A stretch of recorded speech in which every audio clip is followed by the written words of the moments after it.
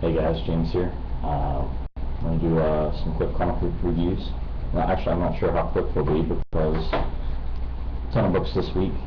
Haven't done reviews for a while, so I'll show you what we got. First off, starting off with Unwritten number 50. This is a Fables crossover. You have Tommy Taylor, our main character, is getting pulled into the world of Fables. And our Fables characters are up against a major threat from the Boogeyman. It's a good start to this crossover. It's part 1 of 5. I enjoyed it. I enjoyed the art in it. If you haven't been reading Unwritten, I think this is a book that everybody should pick up. Vertigo has some really great titles out right now, and Unwritten is definitely one of them. Lazarus, number 1. I wasn't really sure about picking this book up, and I'm glad I did. In this version of the world is ruled by these families, and these families have a protector, one of their called the Sword and the Shield, the Lazarus, and our main character, this girl, this Lazarus is named Forever, and basically they have I guess nanotechnology or whatever inside of them that will bring them back from death pretty much. At the beginning of this, she kind of gets roughed up a little bit, and she definitely gets her payback. You find out quite a bit about the world, and has a pretty good start. I really enjoyed this. For getting all these books this week, I know everybody did.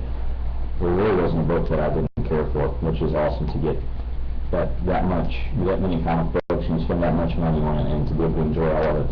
It's fantastic. Jupiter's Legacy number 2. This is the one I was going to drop. I didn't really care for number 1 a whole lot. I decided to pick up number 2. And I'm glad I did. You get a little more backstory here. You had the girl who OD'd in the last issue. Find out what's going on with her. There's definitely more going on just in an overdose. You have some of the sons and cousins of the older generation, and what they're planning to do. I think there's a little more to the story than I first thought, so I'll probably pick up a few more issues of this. And I enjoy Frank Bagley's art, so a good image book. This is one that I know a lot of you guys enjoy, 5 Ghosts. This is issue 4, so we only have one more issue left of this. I'll be sad to see it go. I think Travis Oddfellows Thoughts was talking about they're probably going to do like a 1-shot after this, or 2 1-shots, and then do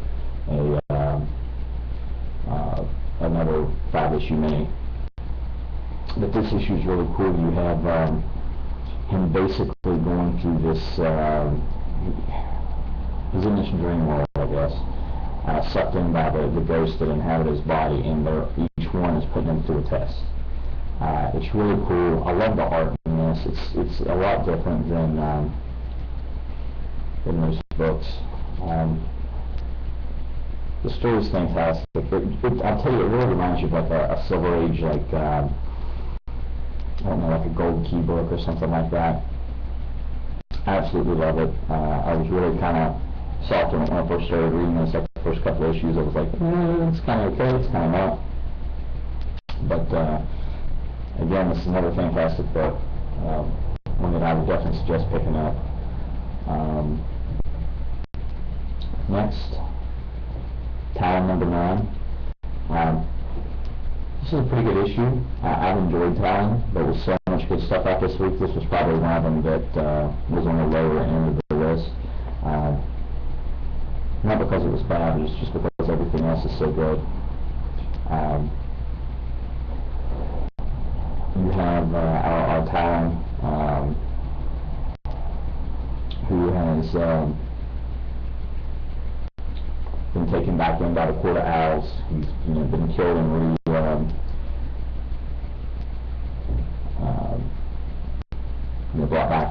So he's one of the Court of Owls again.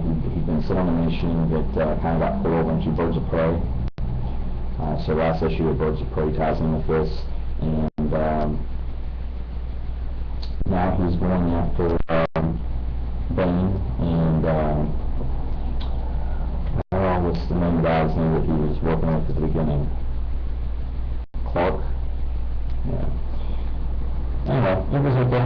I mean, this was a good issue, but compared to everything else, this was on the lower end of it. Superman 21. Hector Hammond.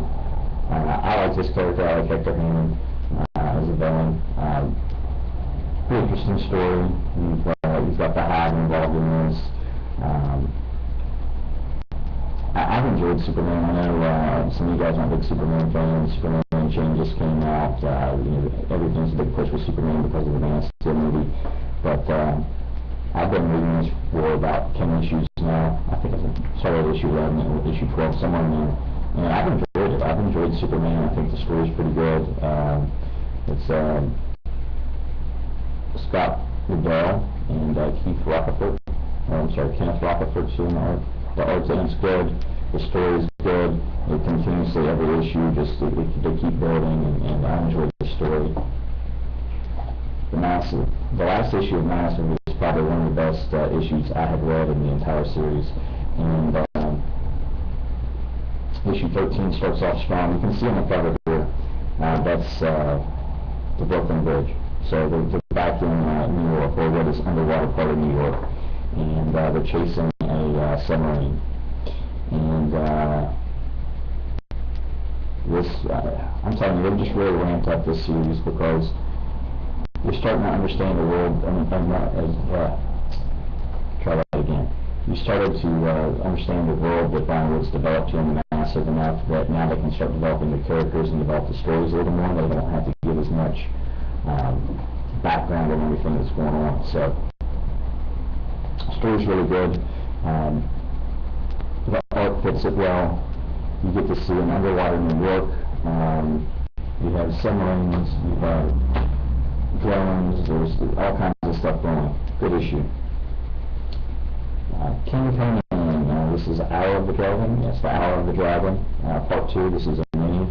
I'm also probably the Brian Wood Conan series that Dark Horse also puts out. There's such different stories. The Conan story that Brian Wood tells is a young Conan, and this is the story told by an old King Conan, and he's kind of in his turn telling a story of when he first became king. You definitely have a lot more sorcery in this. You have the mages. The art in this is so much more detailed, which goes well with the type of story it is, because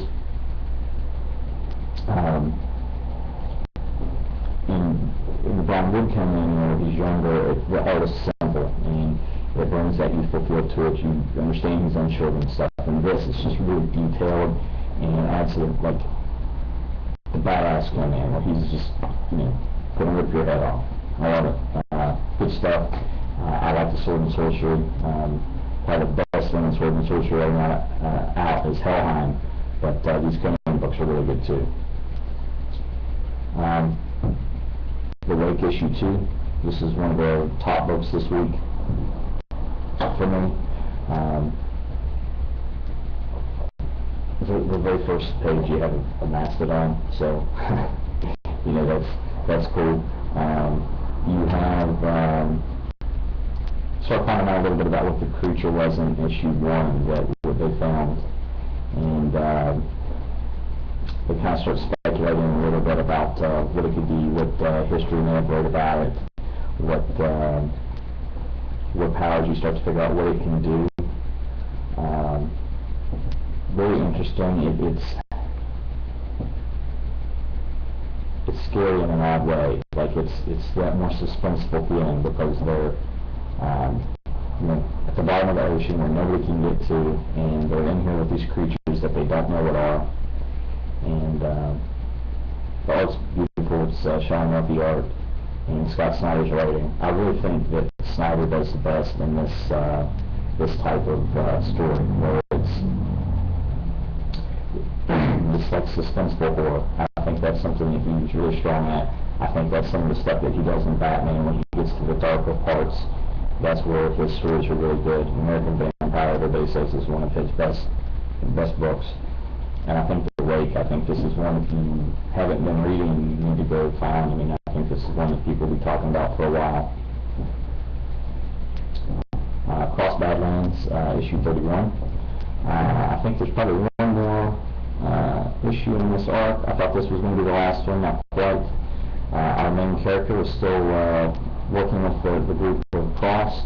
He's still bringing them to militia groups and things to so that they can attack them and kill them, and he gets to live. And he's come up with a plan, and he's decided he wants to try to take these Crossed out. It's a pretty interesting plan, and we'll see how it works out for him in the next issue. But after that, I'll be off Crossed again for a while. I enjoy it, but it's bi-weekly, it's $3.99, and I just can't continue to get it, especially with the stuff coming up in September with Villains Month. I'm still trying to figure out how many of those I want. I'm looking at probably between 30 and 35 of the Villains books, in addition to what I typically get, which is about 40 books. So almost doubling my pull list, and that's a considerable amount of money. So I got to cut some of these other titles if I don't really collect them a whole lot. I'm sure this is everybody's pick of the week. You have Justice League 21, which has Shazam and Black Adam, and the backstories in the Justice League books, the like 8-page story or whatever it is, in the back of all the Justice League issues up till now, has been Shazam and Black Adam. I read some of them, some of them I haven't. Read this issue, I really enjoyed it. I think they're kind of setting up to do a Shazam comic, a standalone. But I picked that up? Probably not. I don't know that Shazam is my favorite character, but the story in this was good, and I did enjoy it.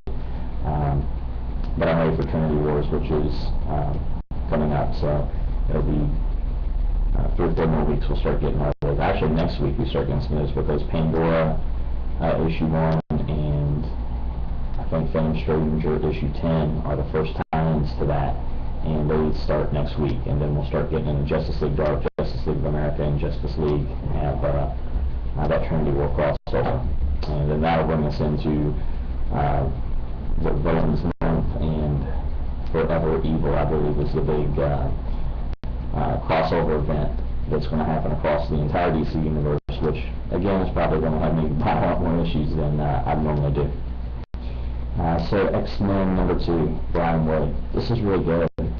This is the only Marvel book I picked up. I don't like Marvel titles in general, but I like Brian Wood's writing, so I jumped on this at issue 1. I've actually got the variant, the Deadpool variant of this, and I got a signed copy of it and a regular copy of issue 1. So, in issue 2, you have the oh goodness, the parasite type creature. I don't remember what it's called. There's 2 of them. Archaea, and she is trying to take out the X-Men. She wants to destroy them. She sees them as a threat. You get to see a lot more of the interaction between this female X-Men cast. And the cool thing about it is, I guess it's kind of novel at first. It's like you would think that would be something that was really shown, that it's an all-female cast. But when you're reading the book, you don't think about it being, or at least I don't think about it being an all-female cast. It's just an X-Men story, and it's a good X-Men story at that. The art in it's nice. The pacing is great. This first story arc was a 3-issue arc. I like short story arcs like that, especially at the beginning of the book, so you can kind of decide, hey, do I like this? If you start off with a 6-7 issue arc, you either drop off too early before the story's about to start because you weren't sure about it, or you end up doing 6-7 issues and realize you didn't like it and you wasted all your time on that. So X-Men at this point, there's only 1 more issue, and the first story arc should be out in a few weeks. So X-Men issue 2. This is again one of the top of the 5 books this week. Justice League of America issue 5. We get to find out what happened with Catwoman. This was an okay issue. I mean, it's pretty good. You get Simon Biles in here, you get Martian Manhunter, you get, I mean, you know, it's a Justice League cast. It's Justice League of America. It's interesting. Was it the best book this week? No. It was actually the first one I read because I really wanted to find out what the deal was with Talon. And I did enjoy it, but it's just not the top of the list, again, because there's so many good books this week. This probably falls more towards the bottom, but Justice League of America, issue 5. Alright, and the last book that I got this week, which was Batman Superman, issue 1. I really like this, and I'll tell you why I liked it. Is at the very beginning of it, you have Clark and Bruce meeting, as Clark and Bruce, not as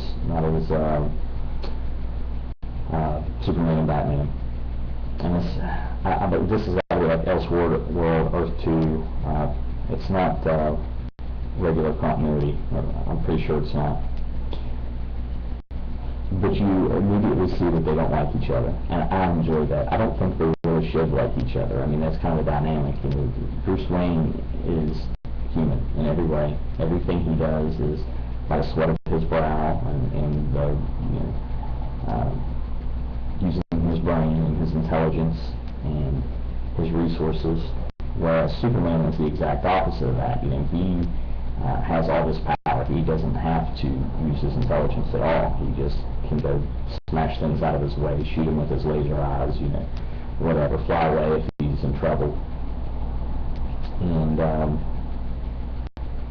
Bruce Wayne, Batman is a little darker, and Superman is the Boy Scout, and it really plays that up. Tom, hit these collectibles. I hope you got this because this is the Superman that you would like. I will say that I was a little disappointed that Jay Lee did not do the art throughout the entire book. I think it's the first 19 pages or something like that is Jay Lee, and then it's a different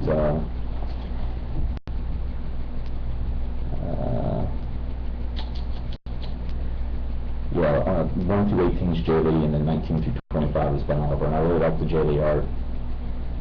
It's very gothic style to it. Some of the scenes almost remind me of like a Norman Rockwell type picture. Fantastic story. I'm really excited to see where this goes. I'm curious to see if we're going to get Jay Lee art throughout the entire thing. Though I think next week or not next week, but the next issue is going to have the Ben Oliver art, and Jay Lee's just doing the cover. And I'm trying to find some here.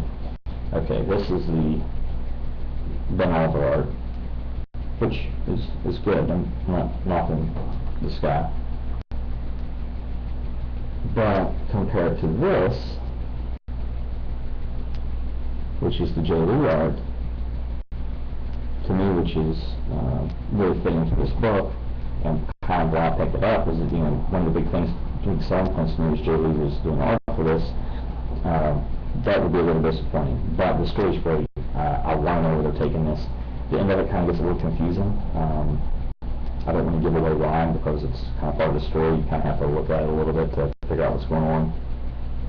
But some good stuff. This will definitely stay on the pull list. So looks like I've run at the mouth for long enough. I'm getting close to a 20-minute video. First reviews I've done in a while.